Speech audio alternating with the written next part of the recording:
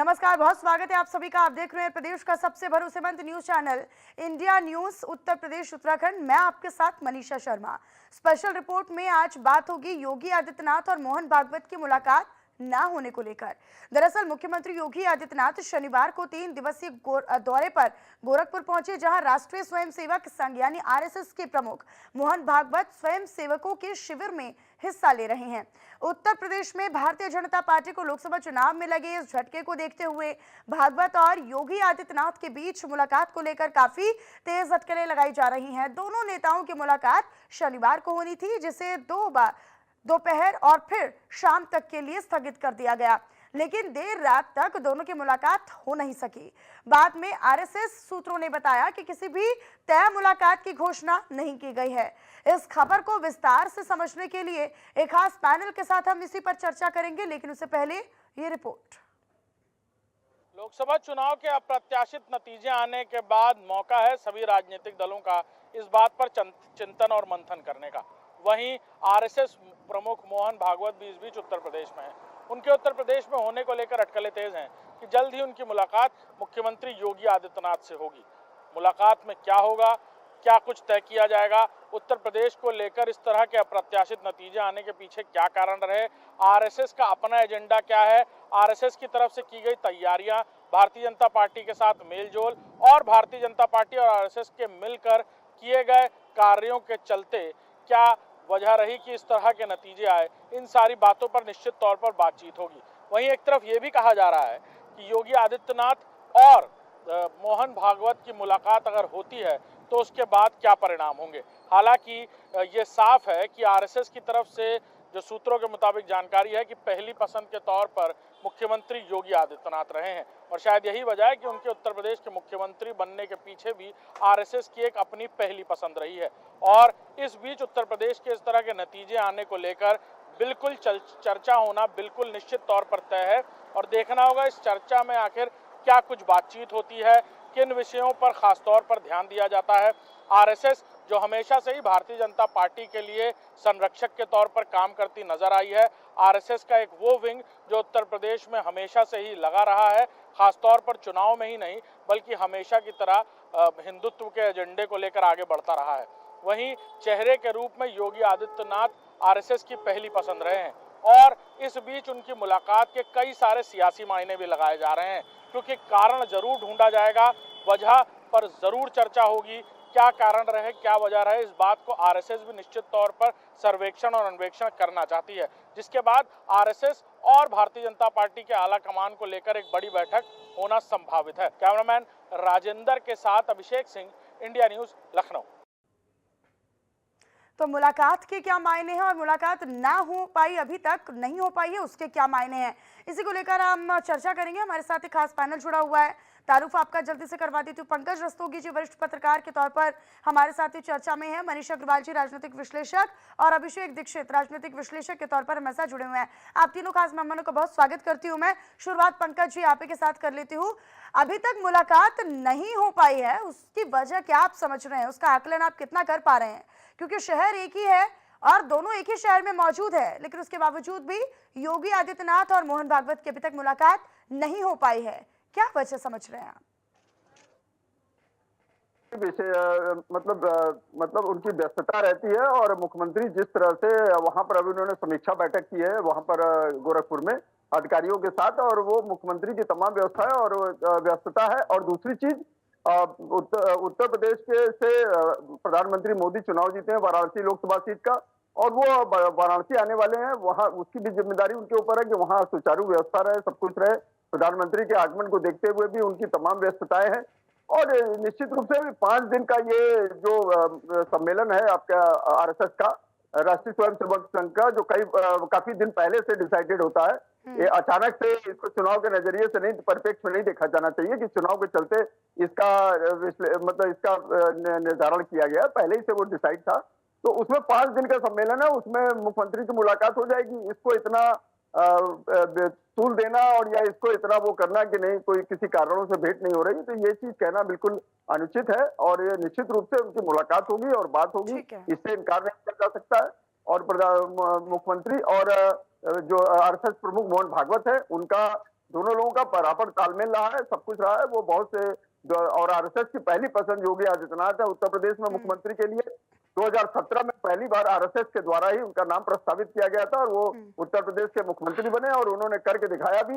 2022 में पुनः उन्होंने दोबारा विजयश्री भारतीय जनता पार्टी को दिलाई, इससे भी इनकार नहीं किया जा ठीक है, सकता। केवल व्यस्तता एक बड़ा फैक्टर है, एक बड़ी वजह मनीष जी, या फिर कोई और वजह भी है? आपके विश्लेषण के अनुसार, आपके आकलन की क्या समझ रहे हैं आप? क्यों मुलाकात नहीं हो पा रही है दोनों की? मुझे ऐसा लगता है कि जैसे आपके सूत्र कह रहे हैं कि आदरणीय योगी आदित्यनाथ जी की और आरएसएस प्रमुख मोहन भागवत जी की मुलाकात नहीं हो पा रही, तो ये सारी खबरें सूत्रों पर निर्धारित है। जब दो इतने शीर्ष नेताओं को आपस में मिलना होता है तो जरूरी नहीं है कि हर खबर मीडिया में आए या मीडिया से शेयर करी जाए। आदरणीय योगी आदित्यनाथ जी हमेशा संगठन के और आरएसएस के संपर्क में रहते हैं, विचारों का आदान प्रदान होता रहता है और हमें लगता है कि हार का डिस्कशन कहीं ना कहीं हर लेवल पे हो रहा है और हो चुका होगा। ऑफिशियल कंफर्मेशन मीटिंग की जो है वो जब पब्लिक को दी जाएगी तभी उनको पता चलेगी, लेकिन ऐसा नहीं है कि अनऑफिशियल मीटिंग्स में ये डिस्कशन नहीं हो रहा है। और आरएसएस ने अपनी एक कार्यकारिणी की बैठक जो है बीजेपी के समन्वय समिति के संग जुलाई एंड और अगस्त फर्स्ट वीक में केरला में बुलाई है, जिसमें इस पे डिटेल डिस्कशन होगा। तो हमें ये मान के चलना चाहिए कि आरएसएस और आदरणीय योगी आदित्यनाथ जी एक दूसरे से जुड़े हैं, मिलते रहते हैं, बातें होती रहती हैं समय समय पे और भी माध्यम में बातें करने के। हाँ, दो शीर्ष नेताओं की मुलाकात मीडिया में कभी ये प्रसारित होता है कि इनकी ये मुलाकात हो गई, वो एक चर्चा का विषय है, लेकिन वैसे वो एक दूसरे के संपर्क में होते हैं, बातचीत होती रहती है, डिस्कशन होते रहते हैं। ठीक है। अभिषेक जी का मैं रुक कर लेती हूँ। अभिषेक जी, मुलाकात क्यों अहम मानी जा रही है? किन बड़े मुद्दों को लेकर चर्चा हो सकती है दोनों के बीच में अगर मुलाकात ऑफिशियली होती है? हालांकि अभी तक ये कहा जा रहा है संघ के सूत्रों के हवाले से कि कोई ऑफिशियल अभी तक स्टेटमेंट नहीं आया है दोनों की मुलाकात का, और कल भी नहीं था, लेकिन अगर मुलाकात होती है, क्योंकि चर्चाएं हैं, अटकलें हैं, तो किन मुद्दों को लेकर चर्चा होनी संभव है?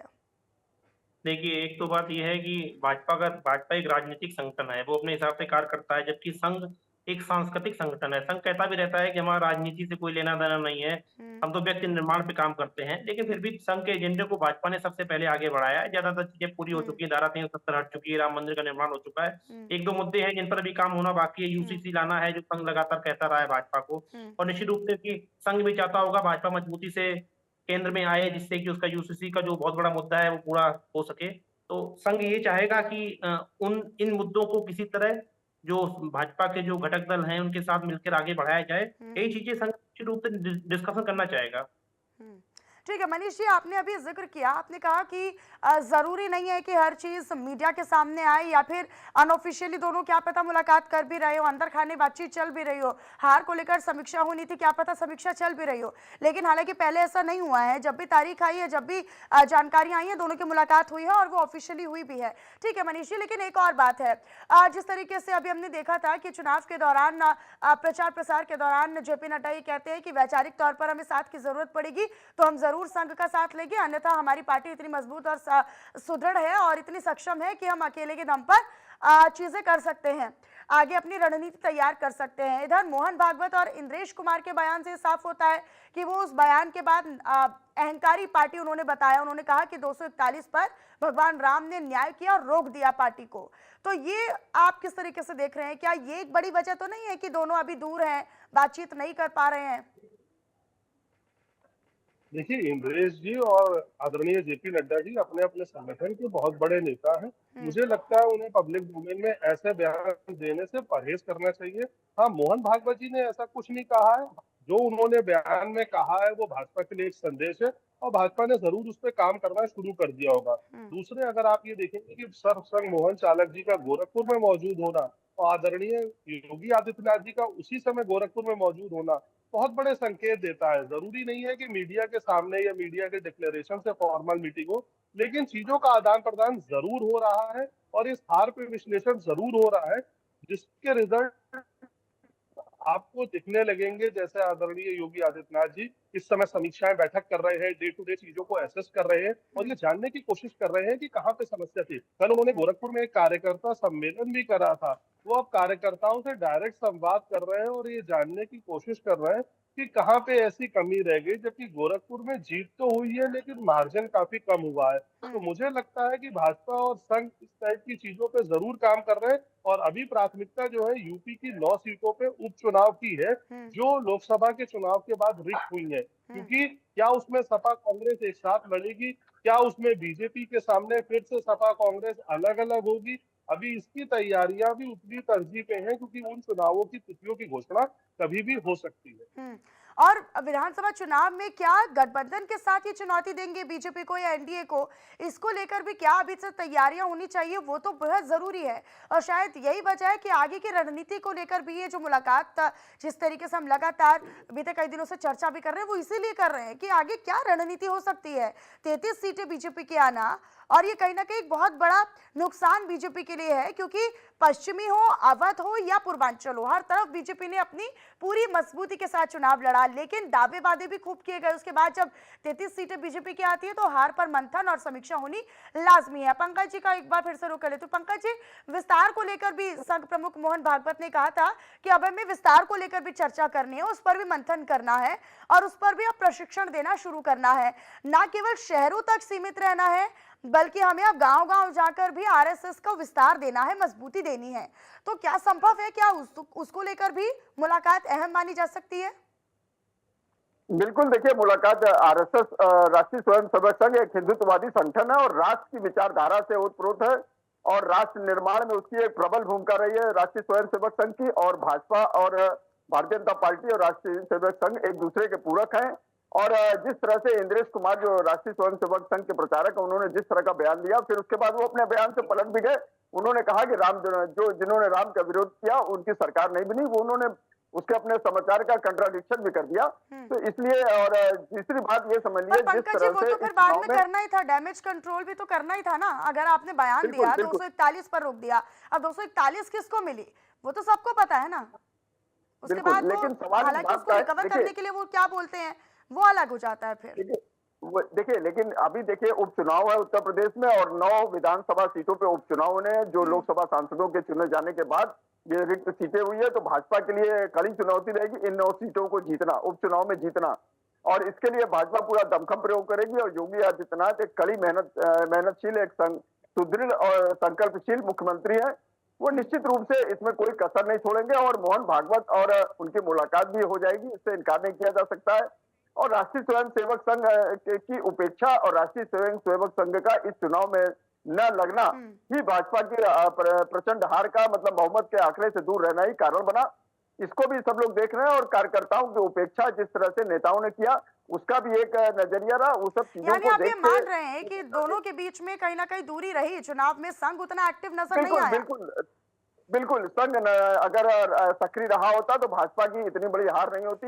इसीलिए देखिए राष्ट्रीय स्वयंसेवक संघ के संचालक मोहन भागवत ने कहा है कि भारतीय जनता पार्टी का। अभिषेक जी का मैं रुक कर लेती हूँ पंकज जी। अभिषेक जी, जिस तरीके से पंकज जी जिक्र कर रहे हैं कि आरएसएस और संघ उतना एक्टिव मोड पर नजर नहीं आया, उतना ज्यादा इंगेजिंग नजर नहीं आया इस बार बीजेपी के साथ वो चुनाव में, और शायद यही वजह है क्योंकि बीजेपी का हारना या फिर सीटें गंवाना और भारी नुकसान झेलना उसकी वजह है कि आरएसएस या फिर संघ जो है वो जमीनी स्तर पर उतना इंगेजिंग या फिर इतना इन्वॉल्व नजर नहीं आया। रीढ़ की हड्डी इसे कहा जा सकता है क्या? क्योंकि जीत दिलाना, हाँ बिल्कुल, उसी पर अपना आप रिएक्शन भी दीजिएगा, लेकिन आगे दोनों को मिलकर अब साझा रूप से, चाहे जेपी नड्डा कह लें कि हमें कोई जरूरत नहीं है, चाहे इंद्रेश कुमार कह लें कि अहंकारी पार्टी हो गई है, लेकिन हकीकत यही है कि दोनों साथ चलेंगे तो फिर जीतेंगे भी और अपनी धरातल पर सीटें बचा भी पाएंगे, और वही जरूरत अब विधानसभा चुनाव के लिए भी है। देखिए, भाजपा और संघ दोनों एक ही सिक्के के दो पहलू हैं। पहले भी ऐसी चर्चाएं होती रही। अटल जी के समय भी कहा जाता था कि संघ बहुत नाराज है और 2004 में अटल जी से बहुत नाराज होने की वजह से भाजपा केंद्र की सत्ता दूर हो गई थी। हो सकता है कि उत्तर प्रदेश में संघ ने कार्य ना किया हो, जमीनी स्तर पर उतना समन्वय ना रहा हो, लेकिन फिर भी अन्य राज्यों में आप देखोगे कि मध्य प्रदेश ने बहुत अच्छी जीत हासिल हुई है, गुजरात ने भी अच्छा किया है, हिमाचल में भी अच्छा किया, अन्य राज्यों में अच्छा किया, और संघ का जो जो डायरेक्शन है वो टॉप लेवल से आता है और स्वयंसेवक निजी जमीनी स्तर पर प्रॉपर अपना काम करता है। वो ऑलरेडी उस विचारधारा जोड़े हुए हैं, तो उनको ही वो वोटिंग भी करते हैं। हाँ, लेकिन मैं ये मान सकता हूँ, हो सकता है कि भाजपा के जो जमीनी संगठन है, उनके साथ कोऑर्डिनेशन कमी रही हो। हम्म। इस बार उनको संघ ने उस तरीके का फीडबैक ना दिया हो, जो पहले देता रहा हो, या जो स्वयंसेवक था, वो घर में बैठ गया हो, अपने समाज में कार्य ना किया हो। ऐसे ऐसी चीज़ें हो सकती हैं, लेकिन मुझे नहीं लगता ऐसा हुआ होगा। संघ अपना कार्य हमेशा से शांति से करता रहा है। वो विचारधारा के साथ जुड़ा रहा है और वो कभी भी लाइमलाइट में नहीं आता है, ये बहुत महत्वपूर्ण बात है। ठीक है। मनीष जी का एक बार फिर से, मनीष जी जैसा कि हम लगातार अभी जिक्र भी कर रहे हैं और ये काफी महत्वपूर्ण फैक्टर भी हो जाता है कि कहा जेपी नड्डा जैसे बड़े नेता ये कहते हैं कि अब हमें जरूरत नहीं है, अभी वैचारिक तौर पर अगर हमें साथ की जरूरत होगी, यानी कि निश्चित तौर पर लोकसभा चुनाव में एक तरीके से यूपी में एक्सपेरिमेंट भी किया गया कि हम अगर अपने दम पर कोशिश करते हैं तो क्या हम उतनी सीटें बचा पाएंगे या फिर उससे डबल जीत पाएंगे या फिर अपना प्रदर्शन जस का तस रख पाएंगे और उसे बेहतर कर पाएंगे। लेकिन नतीजों ने बता दिया कि आपको संघ की जरूरत है और संघ के बिना आप आगे बढ़ने में सफल नहीं हो सकते हैं। देखिए, जब आप बयान का जिक्र कर रही थी तो सार्वजनिक जीवन में बड़े नेताओं को बयान तो बहुत ध्यान से देना चाहिए, क्योंकि उसके कारण चुनाव हारे या जीते जाते हैं। दूसरी चीज, मैं ये मानने को तैयार नहीं हूँ कि संघ ने यूपी में काम नहीं करा, बाकी राज्यों में काम करा गया, यूपी में एक्सपेरिमेंट करा गया कि कैसे देखा जाए बिना संघ के चुनाव का। संघ ने पूरे भारत में भाजपा का साथ दिया है, दिया था और देता रहेगा। यूपी की हार के बहुत से और कारण हैं, हाँ। जिनकी एनालिसिस कम हो रही है, जैसे कैंडिडेट्स का सिलेक्शन है, सोशल इंजीनियरिंग है, पीडीए का अलायंस है। वो सारी चीजें जो है, वो सारे समीकरण, दलितों को ये बताना कि आरक्षण खत्म हो जाएगा, संविधान बदल जाएगा बाबा जी का, और मायावती जी का चुनाव में उस तेजी से उभर के ना आना जैसी वो नेता मानी जाती थी, उनके वोट बैंक का बार बार होना, ये कुछ अहम कारण है उत्तर प्रदेश के। हाँ, और हमने देखा कि ये बहुत बड़ा वोट बैंक जो है वो खासतौर पर चाहे हम एमवाई फैक्टर की बात करते हैं या फिर किसी और वर्ग की या फिर वोट बैंक की बात करते हैं, तो वो इंडिया ब्लॉक पर शिफ्ट हुआ। समाजवादी पार्टी को बहुत ज्यादा इससे फायदा पहुंचा है, साथ ही साथ कांग्रेस पार्टी को भी उसी का फायदा हुआ है कि वो गठबंधन में चुनाव लड़े। हालांकि बीती मर्तबा ये गठबंधन काम करता हुआ नजर नहीं आया, लेकिन इस बार रणनीति बदलने की जरूरत है बीजेपी को और संघ को, दोनों को वैचारिक तौर पर तो सामने आना ही है, साथ ही साथ रणनीतिक तौर पर भी सामने आना होगा। बहुत शुक्रिया मनीष जी आपका, पंकज जी आपका भी, अभिषेक जी आपका भी बहुत शुक्रिया, हमारे साथ समय आपने दिया और अपनी बातों को आपने रखा। तो देखिए काफी महत्वपूर्ण हो जाता है क्योंकि काफी समय से, क्योंकि 5 दिवसीय दौरे पर संघ प्रमुख मोहन भागवत यहाँ पर थे, गोरखपुर में दोनों नेताओं की मौजूदगी है। सीएम योगी आदित्यनाथ